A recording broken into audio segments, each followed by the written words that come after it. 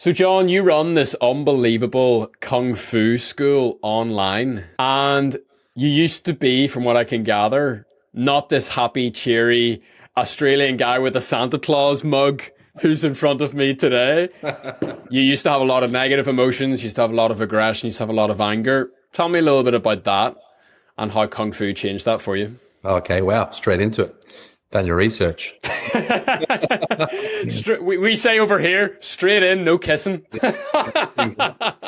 So, yeah, when I was younger, I was an aggressive, young, angry lad, questioning life and even like self-harming. Wasn't very just happy within myself. I don't know why, just wasn't. Look, I wasn't an ungrateful person, but I just get in trouble a lot, lots of fights and even, putting out cigarettes on myself, just stupid, negative thoughts that kind of plagued me. But yeah, I was just lucky to find meditation and Kung Fu, and it just, led me on the straight and narrow, so to speak. And now, none of that anymore. Completely opposite, so to speak. Just drinking tea out of my Santa Claus mug now. It's full of joy. So, that's a lot of energy that you had, and you're a better expert on all this sort of stuff than me, but like there was a lot of power inside you. How did you find an outlet then to kind of channel that in a different way? Yeah, well, I mean, initially I was just I was doing boxing and Taekwondo, so I was doing more external striking arts and just getting into a lot of fights and trouble, ending up at the police station a lot. They kind of knew me. I was one of their mates, or not in a good way. But so I was letting it out in that sense, in an aggressive way. But yeah, I needed to turn a corner. I was in a lockup cell overnight where they just held me all night. And that really made me think. I think I was 17 or 18 at the time. No, I was 17 because I got off without charges. That's right. And that made me really think about. I had a lot of time to sit there thinking in this tiny little cell. I was like, I really need to change something. This is terrible. So you could basically say that the local police, like facilitated your first meditation session. Pretty much. Forced meditation. Yeah, I had to sit there and contemplate, literally, because I had nothing else to do. But yeah, coming out of it, I was like, okay, I really need to change something. So I started looking into meditation and personal development by the influence of my sister. Like my mum was a very religious and Christian woman, and she was like, "You're a naughty boy," but so she had a good influence in some sense that she kind of helped me look at things in a more spiritual dimension. But yeah, they kind of pointed me in the direction of like meditation and a softer style of martial arts, like Kung Fu, where there was a kind of spiritual and meditative side to it, not just the aggressive kind of combat side. So yeah, that helped me to then channel the energy to answer your question. Very, very cool. And what is it? Is it like a movie moment? Like, does the mentor appear? Like, do you find someone to train under? Like, walk me through it. Okay, gotcha. Well, look, I firstly, I was going more into meditation practice, and I was just trying to kind of get in touch with myself and understand, what the hell was going on inside this, the human machine thing, what is going on in the mind and the emotions, to try to balance things out. And I was doing this meditation, it was a Gurdjieff meditation. I mean, I probably haven't heard of that. It's quite a unique style of meditation. But anyway, I was actually just meditating on what the hell I should do with my life. I was, funnily enough, I was in England when I was doing it. I had a girlfriend at the time. I went over there. My intention was to go there and just meditate and figure out what my purpose was. And I actually came up in a meditation that I need to just go all in on martial arts. And so I went back to Australia and I started researching different martial arts that would lead to a career. And I found a full-time Kung Fu course in Sydney, Australia, where the government would pay us to do it. Yes, it's called Oz Study. So it's like when you go to university, you get Oz Study, but the government had accredited this course. So I started doing full-time Kung Fu there. And the master walking in moment was when I went in for my first session, and there was this, he was, an average sized guy, a small Chinese guy. I think it was like 60 something at the time. And I'd still been doing a lot of boxing. I hadn't really started my Kung Fu journey yet. So I was, still a bit of a thug and rough and bigger than this guy. So I thought, I could handle this. I could take this. And at the end of the class, everyone was gathered around him, and they were like, "Oh, Sifu, Sifu, do the 1 inch punch, do the 1 inch punch," which Bruce Lee made famous, right? And so he was like, "Okay," and they got the phone book out, and he picked me to hold the book because I was one of the bigger, stronger lads in the class. So I was like, "Yeah, I can handle this." So I took the book, buckled down, put my stance on, I was like ready to take it, and I thought it was going to be nothing, and he just literally launched me across the room, like I'd say maybe 3 meters, and I was like, "What the was that?"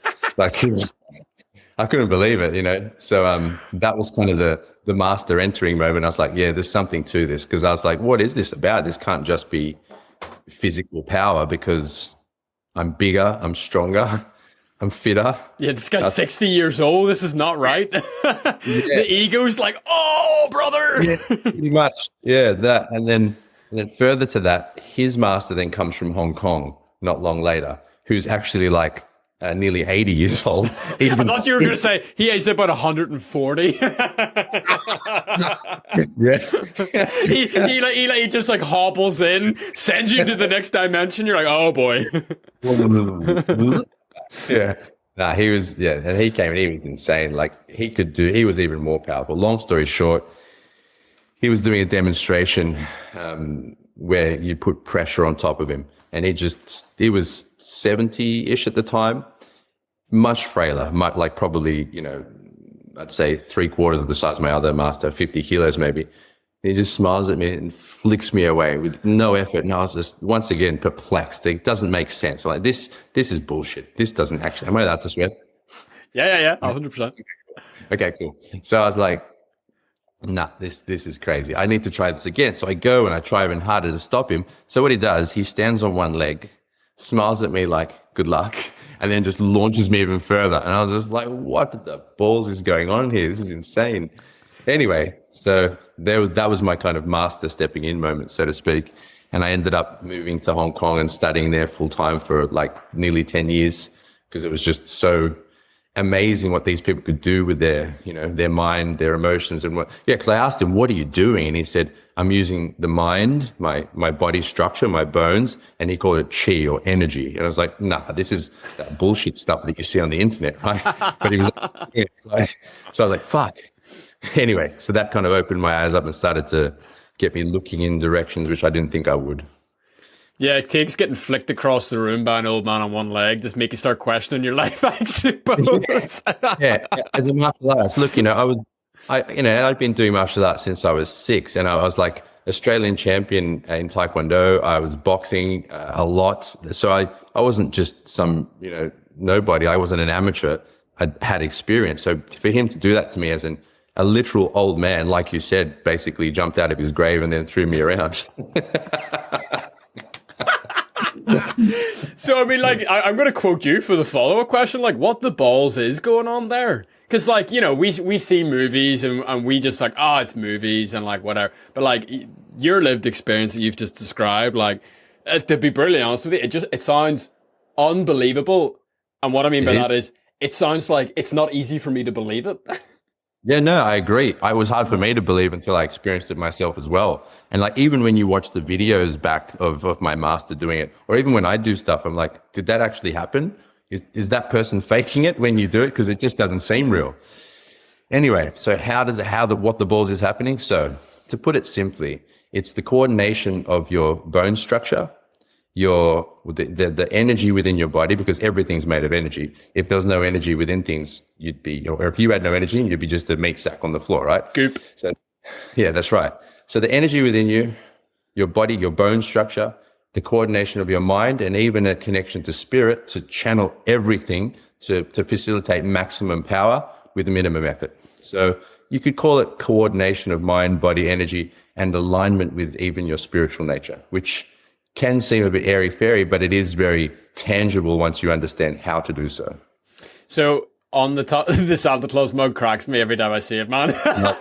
It's so good. It's the ultimate breaker. Like, we could be having a dead series. Like, you could be breaking up with me, and then the Santa Claus mug comes up, and it would kill me.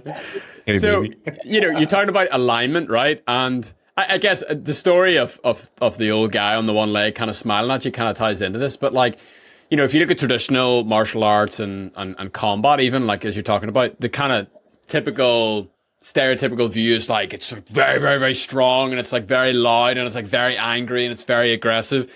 Whereas like what you're talking about is like there's a lot of joy, and it always seems to be like the more aligned and joyful and peaceful you are, the more powerful you become. And that just seems topsy turvy to, a Sylvester Stallone movie. So unpack that a little bit for us. Fuck, you really think deeply and listen well. Most people don't really unpack things like that. You either done a lot of research or you're just a smart dude. So maybe it's a bit of both. So essentially, there are levels to everything, right? And emotions are at levels. You can have shame, you can have guilt, you can have fear, worry, doubt, anger, pride, courage, acceptance, neutrality, love, joy, peace, and even up to enlightenment, the highest potential for a human, right? And each one of those is a level of power or force. So alignment with higher patterns like joy, like peace, like kindness, like courage, like potential of a human being brings out more power from a person because it has more power. It's a greater source of energy, so to speak. It's like, one of those tiny batteries versus the battery in a Tesla, so to speak. Super interesting. So you go to Hong Kong. Dear knows what the balls you're doing over there. I like that word. I'm going to keep using that word. I love hanging out with Australians. You guys say the funniest things, man. Sunglasses, like sunnies, everything has to have like a different nickname. It's like, was the original word not good enough? It's like, no, it has to be made shorter. It's too long. Way too long. So, I mean, you've kind of gone on the journey before you go to Hong Kong. We talked about aggression and moving to a more peaceful state, but like, what was the big difference from when you came back from Hong Kong back to Australia? Like, what would your friends and family have noticed about you that would have been changed after that trip? So I ended up going to Cyprus and America for a while after that to deepen my studies even further in the meditative and the spiritual side. However, in my intermittent trips back and forth, people had already noticed, because even just from the training in Sydney, I had already kind of transformed myself. I was no longer that rough, aggressive dude who loved fighting, at least fighting in the negative sense. So, I mean, that was pretty obvious already before I left, but coming back, they noticed I was just much calmer, more centered within myself, happier, and also even just more successful. Like things, I was out of, when you're in those rougher mindsets, when you're more aggressive and upset, you're in more of a sense of lack, so to speak, like, blaming the world for everything and whatnot. So I wasn't really living such a prosperous or abundant lifestyle, but naturally everything started to expand in positive ways as I became more, let's say, aligned in myself and aligned with my deeper nature, so to speak. So how do you make the transition from the student to the master? Train a lot. Just train. It's pretty simple. Just train a lot. So we're literally just training every day, pretty much all day over there. So that's it really. And then, people just want to learn from you because you get good at it, essentially. Did you have a desire to teach? Did you have a desire to kind of like facilitate the transformation that you'd experienced, or how did that process start?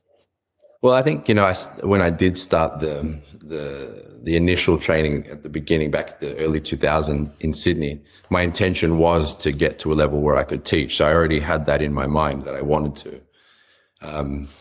And it wasn't very long until I did start, because I started teaching for my teacher in Australia. And then once I was in Hong Kong, I opened up my own school actually in Hong Kong after about 3 years of training full time, because I'd been training already for maybe 7 or 8 years in total. And then I opened up there. Random question, but how was that received? Like an Australian Kung Fu teacher? Like, were people like, what the heck? Or was it like, oh, this is kind of novel? Well, the locals, they'd call me Guai Lo, which means like ghost man. It's kind of like a semi-cute, semi-racist term they call white people. And they'd be like, what? I'm going to learn from a white man, like a white ghost, it translates to. But there were so many expats there, so many people from all foreign countries, that there was a massive demand for someone who could easily communicate in English. So we actually did pretty well. It was in the center of Hong Kong, and it went well. It was fun. Yeah. And then, I mean, you come back to the Shire, like why back to Australia? I know the Shire is technically New Zealand, so forgive me. That's fine. No, but more importantly, before I came back to Australia, I ended up going to Cyprus in America for a prolonged period. I was going back and forth to Cyprus and lived in Cyprus for about 5 years because they had really special meditative and spiritual work that I started learning to enhance my Kung Fu, because the Kung Fu in Hong Kong was great, but there was a bit of a difficulty in understanding it, either from language barriers or just difficulty in teaching it. So like you'd be like, okay, so what is this chi thing you talk about? And they'd be like, just relax and you'll find it. And I'm like, what? You know, like the responses were a bit vague and ambiguous. So I had to research more. And because my master had this phenomenal power, which I told you about, right? His name's Grandmaster Choi Shung Tin, and you've seen the movie Ip Man, or you've heard of Bruce Lee, obviously. Yeah. So, and you've seen the movie Ip Man? Yeah. Okay, so Ip Man is my teacher's teacher. That's my lineage. So Wow. Ip Man, it's me. So that's my line, right? Or lineage, they call it. So my teacher, he was known as the king of Sil Nim Tao, which means like the greatest in using the mind force or mind power. And he was called that by Ip Man. Ip Man named him that because he had surpassed Ip Man in his power and skill. And this was announced by Ip Man and made known in public through newspapers. Anyway, point is that it was very difficult for him to communicate his power, the power of his mind and the power of his actual persona, because he was just this wise, joyful, peaceful dude. But it was difficult for him to communicate to us how to develop that skill. So, a lot of us were training there for a long time, and it was difficult to crack his level. So just before he passed, his dying wish was for us to find a faster and better way to pass on his skill, right? So, I took that very seriously, and I traveled to Cyprus and traveled to the States and kept studying, and it's literally been 10 years since he passed now, to find out how did he crack this code in order to give off this immense amount of physical power, but also how to master one's mind and emotions to a degree where you don't suffer from anger, fear, worry, hate, anxiety, blame, complaint, and you can align yourself with the higher frequencies of joy, kindness, prosperity, love, all the good stuff, right? So that you can bring out that power. So from a both martial and even a personal and spiritual standpoint, right? So I went and did a lot of research, and after then I came back to Australia about what year?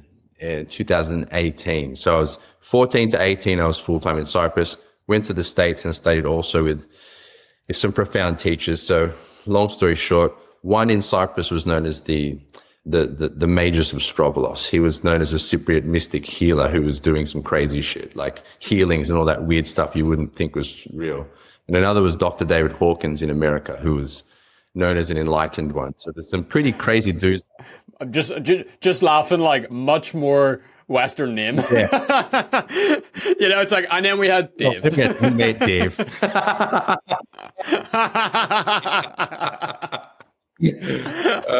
Fuck. Yeah. So, there's some profound, amazing teachers out there. I was just very blessed to be, in their wake and learn from their disciples and also especially from my master in Hong Kong. So, that stuff led me to kind of really understanding how to manage myself as a human so that I don't suffer unnecessarily, which leads me back to your initial question, which is why it's my passion to teach it to others now, so that I can help them to not suffer in unnecessary ways. When you can simply align yourself when you know how to do it. 100%. So how did you start to teach people, and how did that path lead you to this weird and wonderful online platform known as Skool? Yeah, I know, right? Skool is weird and wonderful and fantastic. I love it. Look, I was already teaching before I left Sydney, and because my teacher here had kind of asked me to, and I was running one of his branches in a place called North Sydney. But then I taught in Hong Kong as well, opening my own school, and I ended up opening my own school. I've been running schools for, I don't know, I'd say 20 years now, like if I include the time teaching for my master. So, pretty much been teaching at my own schools for 17 or 18 years. So I've been doing it, full time since then, which is pretty fun. I mean, how did I start? I mean, I did it for my master, to answer your question. I might master at the time, and then just kept going since then. Awesome.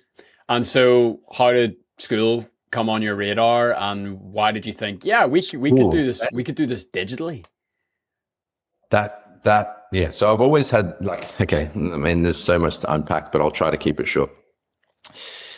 Firstly, I wanted to improve my art in many ways. Secondly, I've always wanted to teach as many people as possible at as low possible cost, like for free, right? I even tried it in some ways, like in that I wrote like a PDF book with all these videos and put it on YouTube, but then nothing. Maybe I didn't know how to get it out there or market it correctly. Even when I first came back to Sydney, I was like teaching for free because I just love teaching, but then no one would come. And then people were saying, if they don't pay attention. I'm like, fuck me. I've got this gold that I want to just give to everyone, but no one wants it, right? Or they just don't value it. And then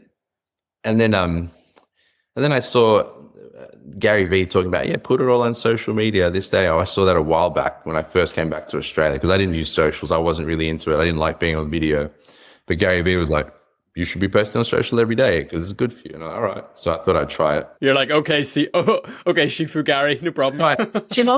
Yeah. So I started putting out a bit of content and got a bit of traction with that, but still wasn't satisfactory. But then this good old character, Hormozy, who I'd been following for a while actually, because he was running Gym Launch and teaching gym stuff back in the day. And because I had a martial arts school, there was some correlation in the stuff he was saying. I always found the stuff he said really valuable. It's like, man, this guy knows what he's talking about. So I've been following him for God knows how long when he was, doing his Gym Launch stuff. Anyway, then of course now he's kind of exploded all over social, as I'm sure you're aware, as I'm sure pretty much everyone's aware. And that's where I saw Skool. But I thought, oh, that looks cool, but I didn't really think much of it. I was like, oh, cool, man. Skool Games, yeah, that looks fun. I just ignored it. But I was in my meditation and I've got these things, like I want to spread my art, obviously. I want to spread peace, love, and Kung Fu. That's why it's like, oh, yeah. literally on my fucking back, man. Like, come on. Anyway. I'm pretend that for the audio listeners of this show that you took your shirt off and it was like branded into your skin. Yes, exactly. Now I have to do that, don't I? He literally cut it into his skin on the spot. So yeah, and then I was meditating actually, and I was in a meditation in the morning, and I was just getting in the zone, feeling good, and it just kept flashing to me. I kept seeing the Skool Games, open a school, and I just kept seeing it, and I was like, all right. So literally just jumped online because I'd seen the ads, I'd seen the promotion, so I just jumped on and rolled, and I just started. Okay, if it's coming from my inside telling me to, I mean, either the marketing's that good that it's sunk into my subconscious. Or, you got Ogilvy. It's just like in your subconscious. Yeah, that's it. I got fully Ogilvy. Damn, that hormone is good. And then but yeah, it just kept coming to me. I was like, okay, I got to listen to this because it came to me once, like in the meditation before, but I kind of ignored it. But then it came stronger. I was like, fuck it, let's go. So I just jumped in, enrolled, watched the lessons, and I was like, okay, that sounds good. Start the free community first and then start the paid community later, and Bob's your uncle. Bob is your uncle. He is, man. Is he really? Yeah, I literally have an uncle Bob. So you're actually the first person in the world that's like fully honest whenever that's being said about them. I love that, man. Total alignment. That's just killer. So you started the free community, you scaled it to over 1,000 members. You started the paid community, and I remember seeing you at the very start. I don't know if it was this month or if it was at the end of last month. And I saw this kind of random Kung Fu Skool on the leaderboards, maybe like, 19th place or something, had a couple of grand. I was like, how, this is amazing. And then like you check today and it's like, boom, like 23K added in monthly recurring revenue in 18 days. You're third on the leaderboards right now.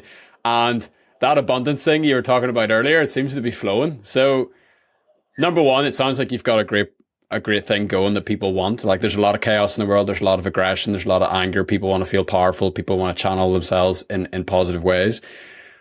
How have you gone about from a tactical point of view of building your community? What's working well? How are you keeping people engaged, et cetera, et cetera? Okay. I'm just following what you guys suggest to do in the games, just to keep it, make content.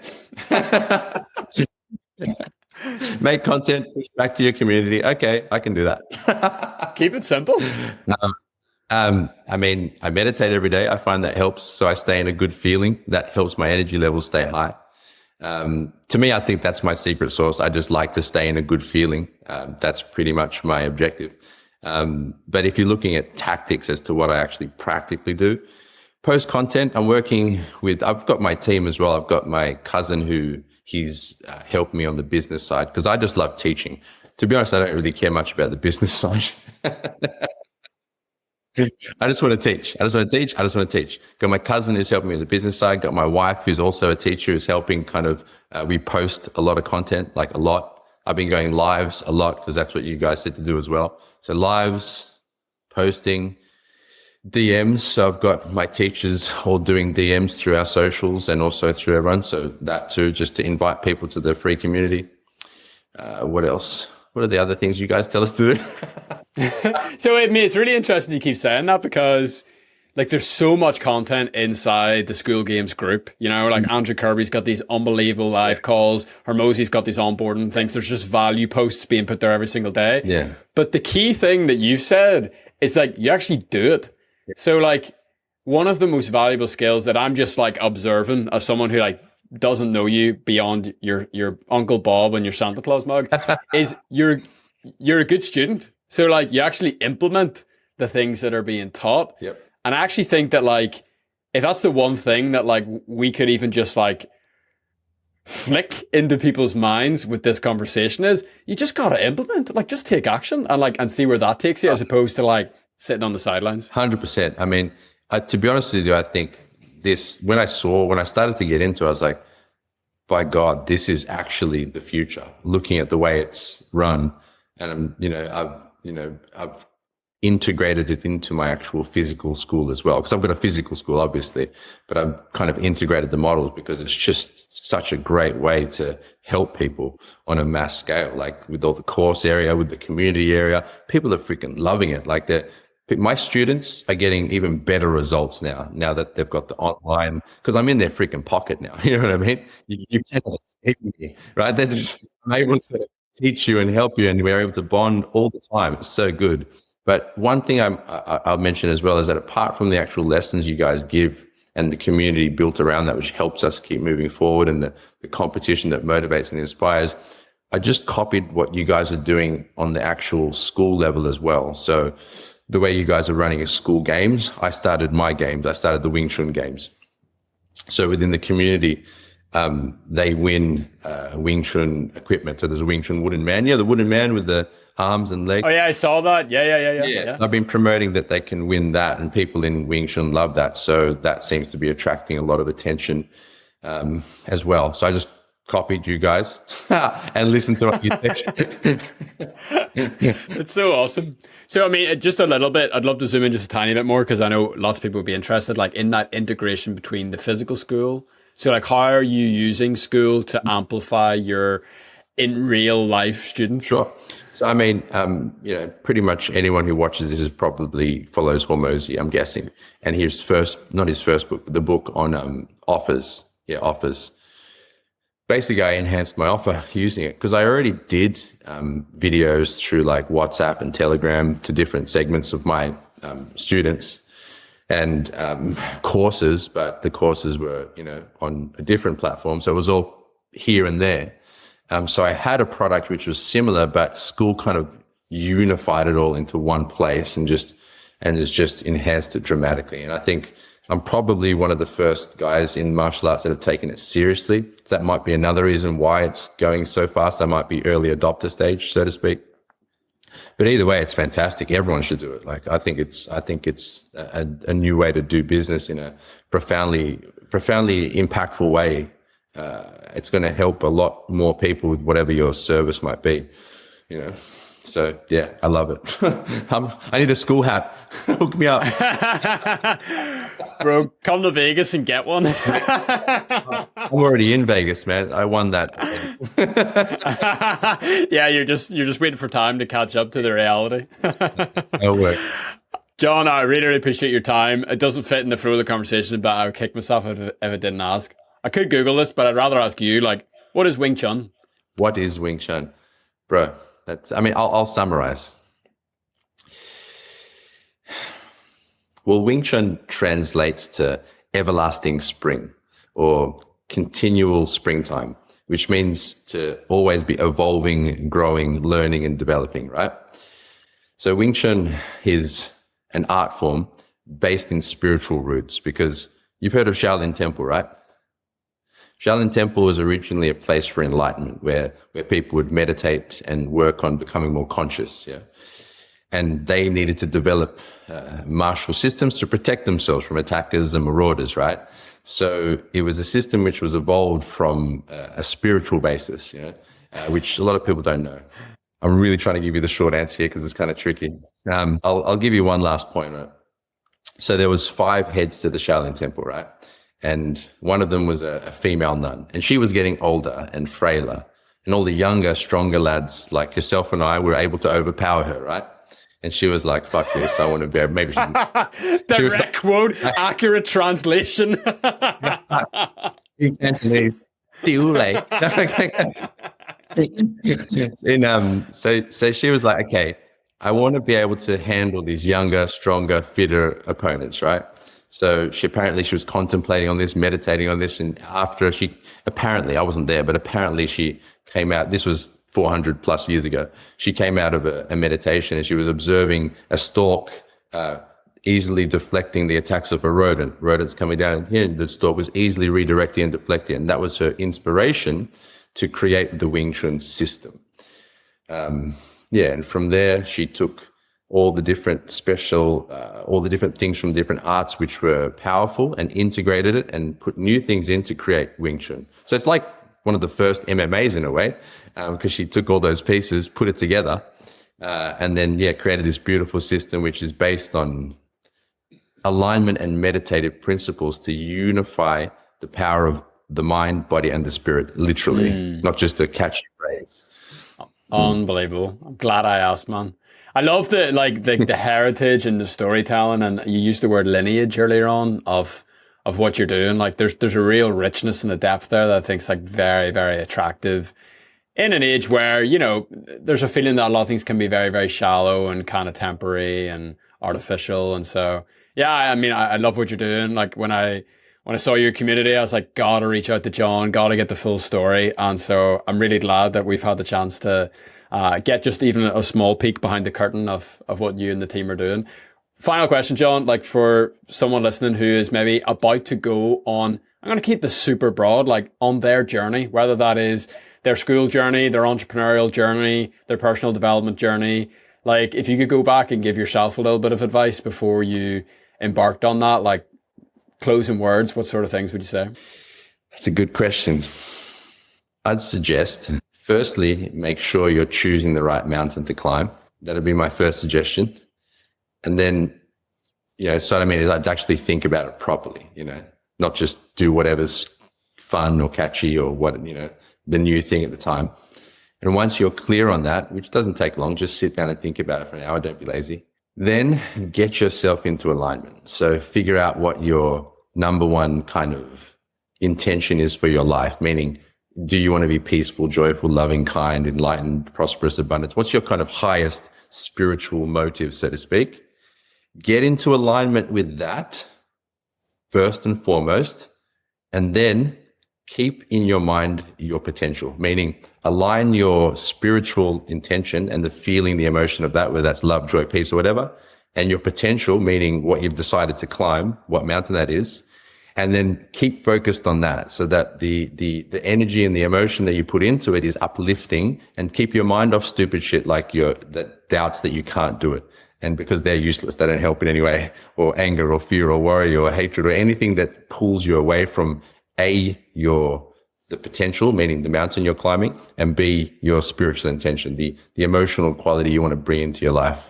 So that would be my 2 cents if I had to give you a quick summary of how to get to what you want in a joyful, enjoyable, and expedited way.